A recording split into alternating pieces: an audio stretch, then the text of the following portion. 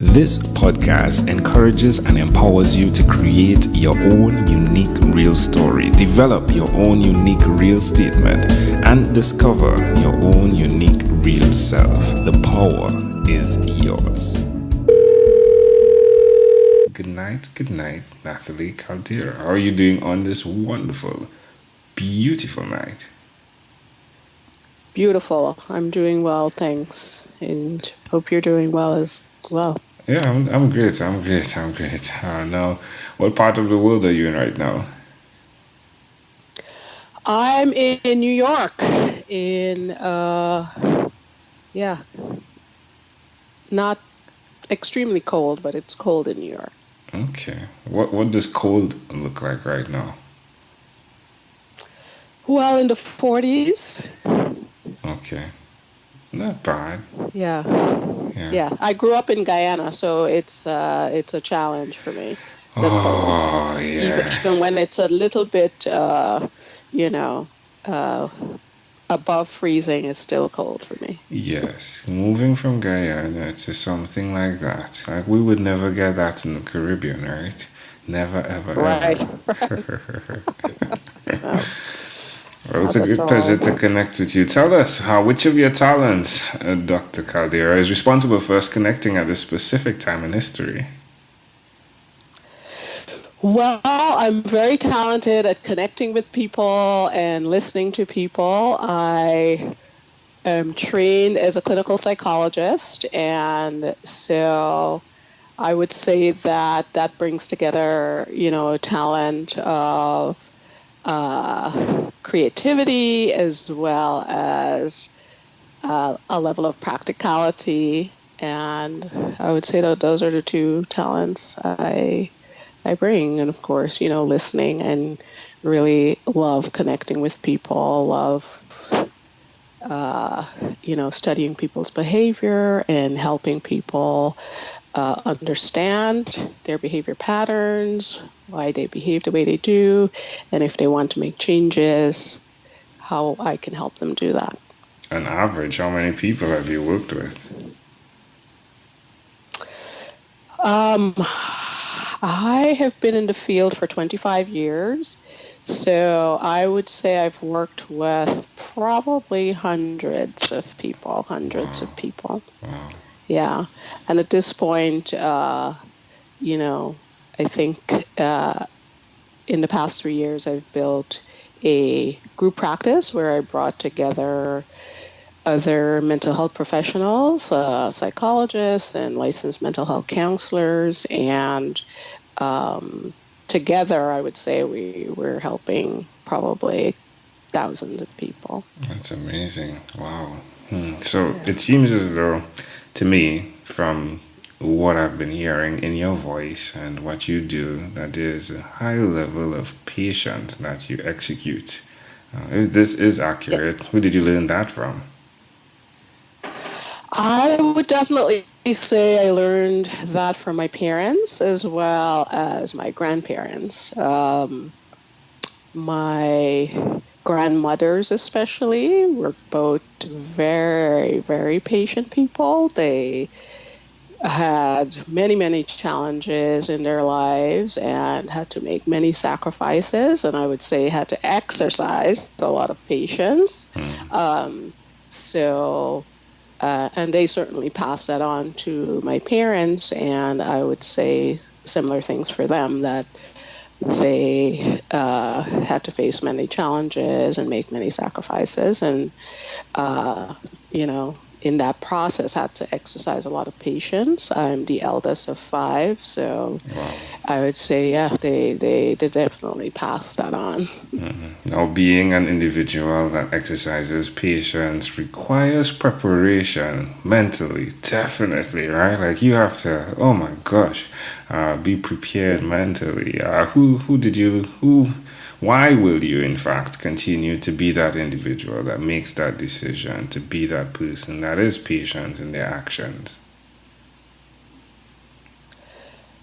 Well, I guess I would say it's, just being aware of how much suffering there is in the world, and how what a high level of need there is for people to understand how their experiences have shaped them. And, if it's an adverse experience, certainly how that has affected their relationships. And I see that, in my everyday life, with family, with friends, and of course with the people that come to us for help. And it's unending, really. And so it's just necessary, because in addition, with everything going on in the world, it's a continuous process of suffering and trauma. Suffering is a part of life. And I think that I would say that, that's the reason I continue to, focus on that. Yeah. Where's the best place for someone that's listening to connect with you? Well, we have a great website that you could find us at talkingforwellness.com, and we talk about our services there, and a little bit about each clinician is there as well. Our phone number and our email is also on that website. That's wonderful. Tell me one other thing that you've done consistently over the last 3 years. So over the last 3 years, I've been working on my journey as an entrepreneur. So, I've been in the mental health field for, like I said, for 25 years. A long period of that time was spent in training. And I became licensed. And then once I started practicing on my own, I realized what a great need, and that I alone could not fulfill the need of all the calls that I was getting. And so I decided to start a business. And in graduate school, they don't teach you how to be a business woman or a business person. You're taught to focus on your clinical work. So I really had to dig deep. Growing up in Guyana, it was a very, socialist experience when it comes to money, understanding the principles of business, understanding how to lead a group of people. So I would say that consistently in the past 3 years, that's what I've been focusing on, just really learning as much as I can about how to be a good business leader for the people in our group. How does that make you feel to see the work you've actually created now? Well, it's very exciting, very satisfying. It does come with a lot of anxiety as well, because there is a lot of uncertainty.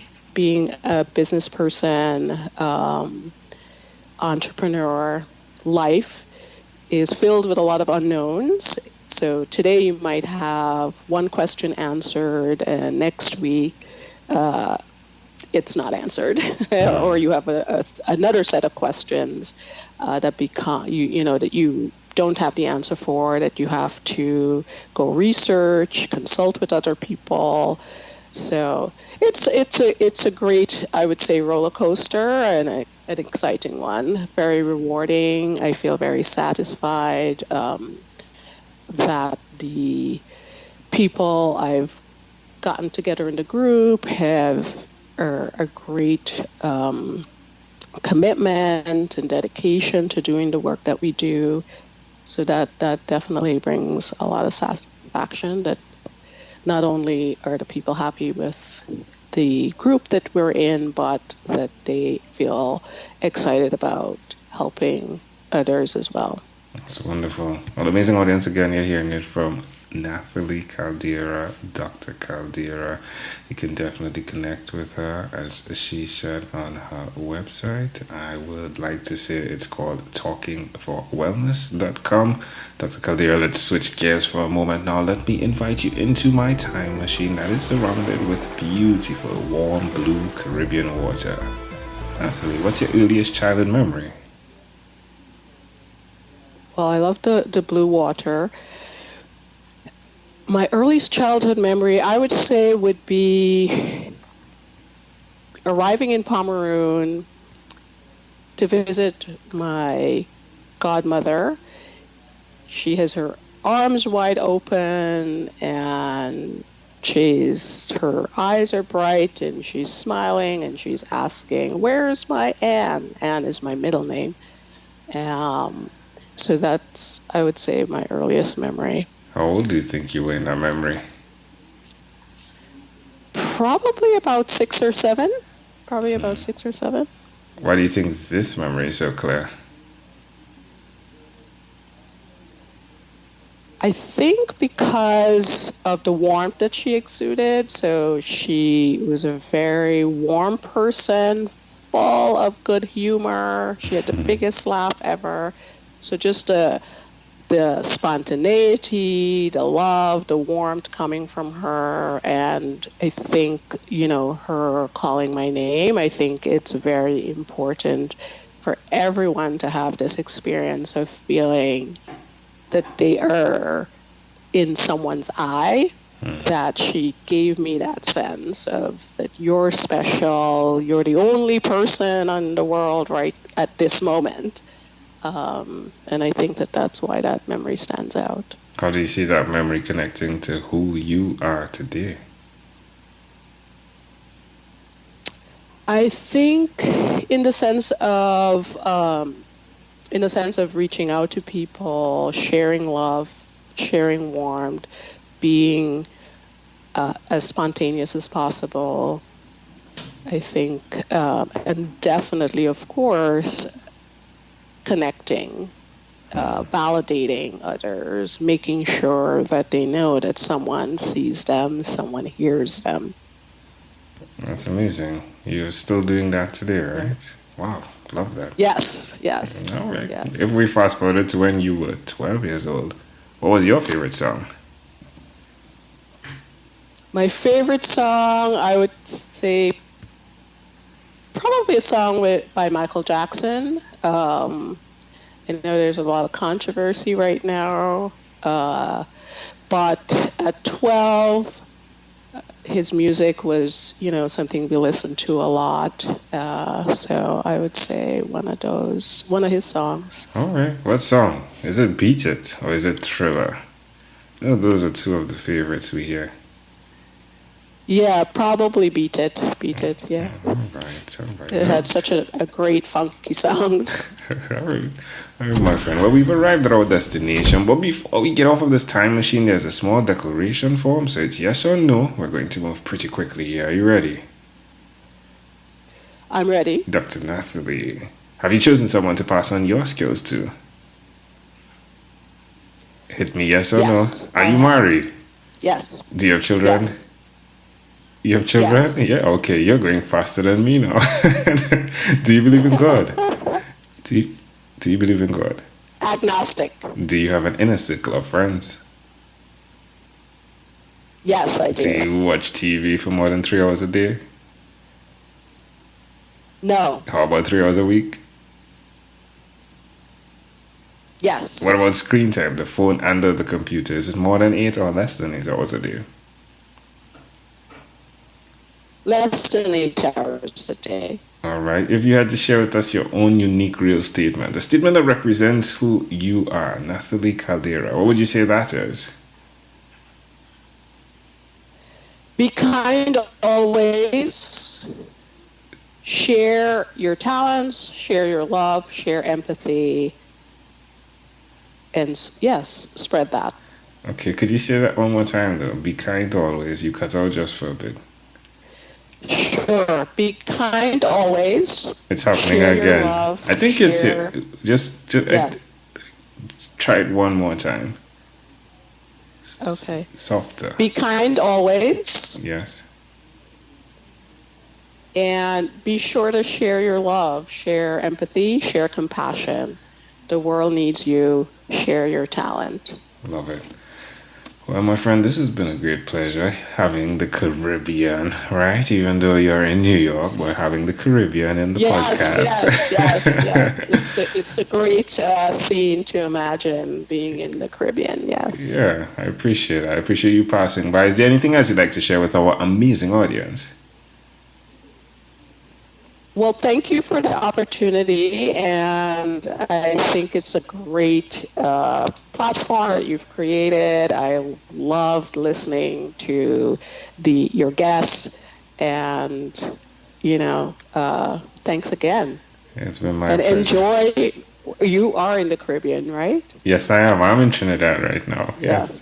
So enjoy for me. I will do that. I will be sure to call your name the next time I go jumping into the blue sea. Yes. One of my great memories was in high school. We had a trip to Trinidad by our geography class, and it was such a great Maracas Beach. Maracas, Beacon Shack. Yeah, that's good. Yes. Right, Dr. Nathilee Caldeira, thank you for being on What is Inspired by 12-Minute Convos with Angel Jones.